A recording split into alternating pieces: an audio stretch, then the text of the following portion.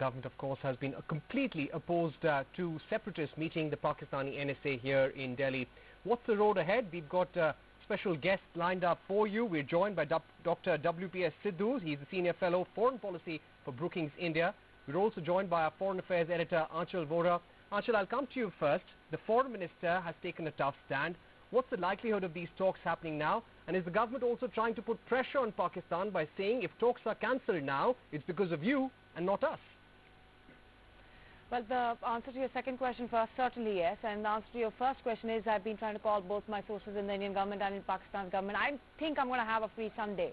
I'm 80% sure that I'll be off tomorrow. But we are still waiting for an official statement from Pakistan. We believe it's going to come very soon.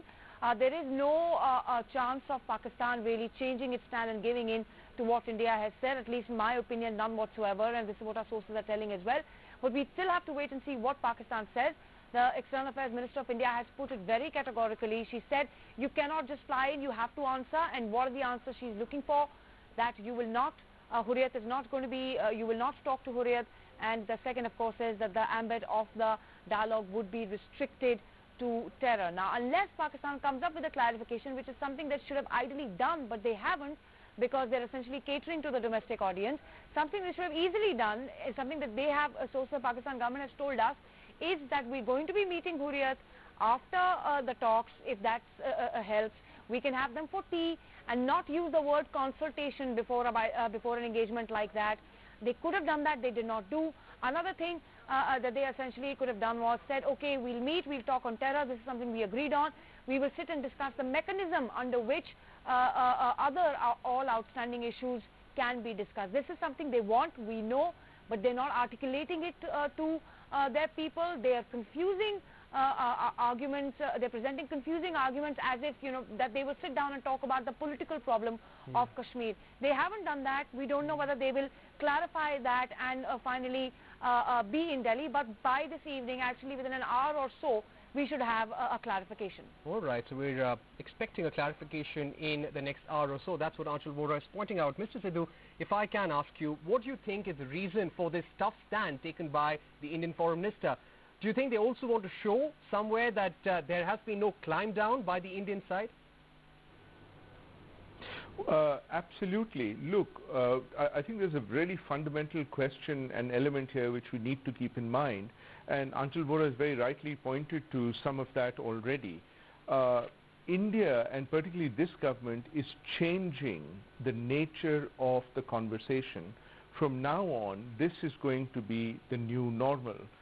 In the past, you know, governments may have allowed the Hurriyat to meet, but this government is certainly not going to allow that. And we've seen evidence of that, you know, going forward, and that is very much the new normal.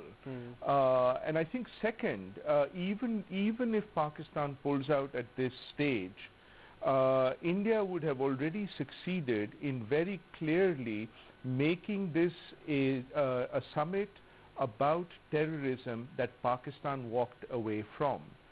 India has been saying for weeks that it's got dossiers which it wants to share, and today the Pakistani National Security Advisor reciprocated that by saying they also had dossiers to share. So this has really become about terrorism, something that Pakistan also signed on to but is now walking away from. But Mr. Sidhu, if India is setting the tone here and saying that this is the new normal, you cannot bring Kashmir on the table, you cannot talk to separatists before any sort of engagement with India, then how is the Pakistani side going to reply? How are they going to accept these conditions in future? Well, I think this is part of the reason why you're seeing the kind of response that you are from Pakistan, because they see a narrowing window of opportunity. You know, with the US withdrawal from Afghanistan, there is really a declining role for Pakistan in stabilizing the region. And with that support gone, they're going to feel increasing amount of pressure on many of these other issues, particularly on terrorism. So that's why I think you know, it's ironic, because had they been wise, they might have seen this as part of a long drawn-out process. But in fact, they're really trying to put so much pressure on just one of many events or interactions that there's almost a hint of desperation. Mr. Sidhu, there has also been a lot of pressure on Pakistani Prime Minister Nawaz Sharif. When he attended Prime Minister Modi's swearing-in ceremony, he faced a lot of criticism back home, and a lot of that pressure still exists. Is this a result of that pressure? Well, certainly, and we've heard, time and time again that soon after the Ufa statement, the Pakistani side and leadership was walking away very deliberately from it. That's not surprising, and this is part of the challenge of the India-Pakistan relationship, which is why, actually, in some ways, Ufa was a very useful step forward because it had a step-by-step approach. And had the Pakistani leadership wanted to take that on, they may well have been able to create some space for them going forward. But given all of the pre-talks, the atmosphere has been so vitiated that even if the talks were to happen, the biggest achievement would be that they actually happened, not what the outcome was. Mr. Sidhu, this is Aanchal here. I'd like to just ask you a question. When Sushma Swaraj was answering our question, she seemed very comfortable with the idea. She said, we'll be disappointed if talks don't happen, but this is India and Pakistan, and if we don't engage now, we'll certainly engage again. But sir, when she was answering one of our questions on Sartaj Aziz's statement that we prepared a dossier, and when we then hand them over that dossier, if not in New Delhi, then in New York, did you feel that somewhere, Sushma Swaraj, when she answered, dossiers are not something that you just pass on as you bump into each other? Did you think somewhere she was giving a message that don't be too hopeful that we'll talk to you in New York? Well, certainly, I think that goes without saying, Aanchal. I think it's presumptive on the part of Pakistan to assume that there's going to be a meeting in New York if there wasn't one in New Delhi, which so much effort went into. So I think that was a very not so subtle message on the part of Sushma Swaraj. But also I think you can see a certain degree of desperation on the part of Pakistan to say that, look, if that's not the case, we'll pass it on to the UN, knowing very well that India already has raised a couple of issues in the UN counter-terrorism committee, which was actually blocked by China. So this is certainly part of a much more bigger global geopolitical dance, of which this is really one step.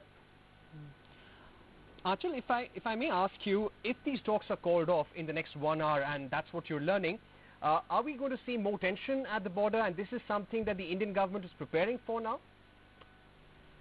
Absolutely, I would say that if that indeed is the case, but we have to just, we can also flip that question and say, even when there was talk of these talks and the two countries were apparently preparing for these talks, even then there was a spike in the firing at a line of control, I apologize. And that has happened when we're talking of the talks, and that is something that Minister of External Affairs was speaking about, essentially giving an insight into the new government, Modi government's thinking, when she spoke of the composite dialogue, and she said, we did that, we went ahead and we spoke, and Atalji went in a bus, and what happened? We had Kargil. So essentially what this government, the message that they're trying to send out is, if there is terror and we talk to them, then there is still terror. So why do we talk to them about other issues if there is still terror? So if we will talk to them, we will not if there is terror. So we will make a little concession, let's talk on terror. So essentially what they're saying is that if we listen to you, if we have none of these red lines and we go ahead just the way governments in the past have, there is still terror. So why should we talk to you anyway? If we do, then why don't we talk about terror first? And that is very, very critical to the thinking of Modi government. And that just one little point before you go back to Professor Sidhu is that you see this spike in the violations of the ceasefire. Indian government essentially now, the change that has come about is, why did they still agree to go ahead with the talks? That we will talk to you, but we will also give you a response. Our security agencies will also give you a response. So this is this twin path that the new government is trying to adopt. Back to you. All right. On that note, we take a short break, but I request Mr. Sidhu and Aanchal Vora to stay on with us. We'll be back in just a bit.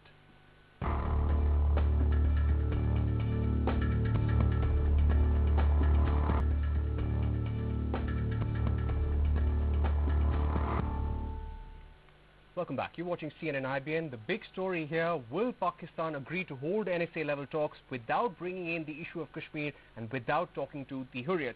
We're joined by a special guest this evening, Dr. WPS Sidhu, who's a senior fellow for Brookings India, and also our foreign affairs editor, Aanchal Vora.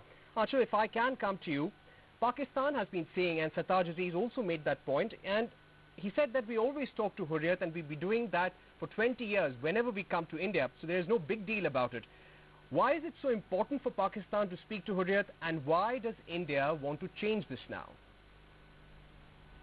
Okay, that is a very, very interesting and a very important question. While it is true that Hurriyat leaders, before this new red line was drawn by India's new Prime Minister, already 16 months old though, but they would come, they would hold talks, and at a certain level the Indian government had decided during Atal Bihari Vajpayee and Manmohan Singh as well to let that happen, to not let them not that bother India, and that was actually also used by Indian government in procuring valuable information and in a way playing down Hurriyat, because if, as a journalist I can tell you, when they would come, they would not actually get so much of importance as they're getting this time around.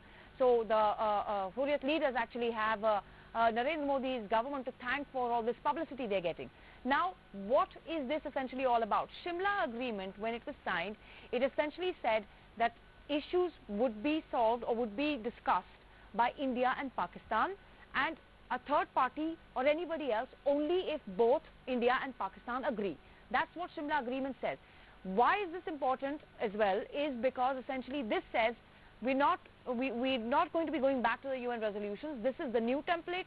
This is the new agreement. This is how we're going to be moving forward. Pakistan has done what since then? They keep going back when they say we follow Shimla Agreement, but we also have to look at the UN resolutions. So that is one. The second important thing is that essentially what Pakistan is doing is it's undermining not just the sovereign but also the elected government in Jammu and Kashmir by saying these few elements there, these Kashmiri separatists are the real voice of the Kashmiri people. That is not acceptable to India because no country, and several experts on our channel have also said that there's no way Kashmiri separatists are going to be on the table. That's completely out. It's never going to happen. The second is I mean, who do they represent? We have a well-functioning government there. There is a state, there is a chief minister, there are politicians who go for elections, they win, they come in, people vote for them. So when you say, which is something that Sartaj Aziz did in his press conference today, we will consult these Kashmiri separatist freedom fighters, quote unquote, as they call them, then essentially they are making them a party. So who are you fooling when you say we're going to go and we're going to have a cup of tea? If you want to have a cup of tea, then maybe you should just come to have a cup of tea with them. Right. Maybe you should come for the National Day celebrations. India would not have a problem. You're not doing that. You're coming at a time when the two countries have agreed to sit and talk, and you're still not saying. In that press conference, Sartaj Aziz did not say, I'm going to just go have a chat with them, a little chatter and a cup of tea. He didn't say. He said, I'm going to consult them. So basically what they're doing, they're making these few people representatives of Kashmiri people, and this is something India has a problem with. Right. Mr. Sidhu, do you also get a sense that this is a desperate attempt by Pakistan to keep the issue of Kashmir alive, and that's why they keep bringing back the Hurriyat in, even though India wants to keep them at arm's length, and this is something that Pakistani foreign policy really thrives on? Well, certainly, but I think there's an element that both sides have overreacted a bit on this side. Aanchal is absolutely right. There have been meetings in the past and they've gone on without much publicity. But in fact, this time around, because there's been such a hullabaloo about it, that there's been much more publicity. But also on the Pakistan side, yes, I know they want to make the point about Kashmir being a disputed territory. But I think it is worth, for them also to ask whether in fact their engagement with the Hurriyat has actually advanced the cause of Kashmir or not. And if it hasn't, then they're actually doing a disservice to the cause of Kashmir than the other way around. Because obviously all these years they have been meeting with the Hurriyat leaders, but what has come of that? And so perhaps they need to expand their engagement to meet with other Kashmiri leaders as well, beyond the Hurriyat. Right. And perhaps this is one of the things that the Kashmiri, that the Pakistani establishment should think about a little bit more as well. But in this particular instance, and you can see just how vicious this situation has become, that ironically, India is actually offering a way out to Pakistan by arresting or rather detaining the Hurriyat leaders so that they cannot meet. What better reason, could the Pakistani side have? They could say, we tried, but we couldn't meet. And, you save face. They're not even doing that. They're making it much more of an issue of fundamental rights, which is ironic, given that the number of people, with cases who are running around free in Pakistan. Mr. Sidhu, you're making an interesting point, because that's what Sushma Swaraj also pointed out. Pakistani side took about 22 days to reply. There was a meeting of the DGBSF and the Pakistani Rangers supposed to take place before the NSA level meeting. That has not happened. Is there also discomfort with this NSA level meeting within the Pakistani establishment now? Are they looking for a way out? And is there also a feeling within the Pakistani government and the Pakistani army that the Ufa Agreement was a big mistake for them? Absolutely. I mean, if you look at the Ufa Agreement, 5 of the 5 points, the operational points which are there, 3 of them directly relate to terrorism. The 5th one, by the way, that nobody is talking about is actually to expedite the Mumbai case, which, as you know, has been one key contentious issue between India and Pakistan. And, I think Anshul is absolutely right in pointing out that when the National Security Advisor Sartaj Aziz points to that one phrase of all outstanding issues, he's actually talking about the preamble. And that's something even a third secretary knows is not what you negotiate about. It's the operational paragraphs. So it's a bit puzzling, to say the least. But I think you're absolutely right in saying that there was big consternation that India for once had a very strong case and that they were going to be meticulous about presenting it, and that they did not quite know how to respond, except perhaps to bring forward some dossiers, of their own. Right. We'll take a short break at this point, but we'll return to Dr. Sidhu and Anshul Vora after a short break. जी ने खरी सवाल सही था। हाँ, मुझे लगता है कि पिछले कई दिनों से जो एक भ्रम की स्थिति चल रही थी उसको साफ किया सुषमा जी ने। उन्होंने कहा कि सरताज साहब वहां से चलने के पहले इस बात का आश्वासन दे हमको कि वो इन्हीं 2 मुद्दों पर चर्चा होगी, माने एक मुद्दे पर चर्चा यानी टेररिज्म और कश्मीर पर चर्चा नहीं होगी। अगर आश्वासन देने की स्थिति में नहीं है या आश्वासन नहीं देते हैं तो बातचीत नहीं होगी। तो अब स्पष्टता है। आपको लगता नहीं है पाकिस्तान को ये समझाने में बहुत देर हो गई? कल बातचीत होने वाली, आज तक बहस चल रही है, क्या होगा? शायद पहले तय हो जाता तो बेहतर होता। पाकिस्तान के साथ जब आप डील करते हैं तो हर कदम पर आपको सावधानी बरतने की जरूरत है। कुछ भी आप टेकन फॉर ग्रांटेड जिसको कहते हैं, मान कर नहीं चल सकते हैं।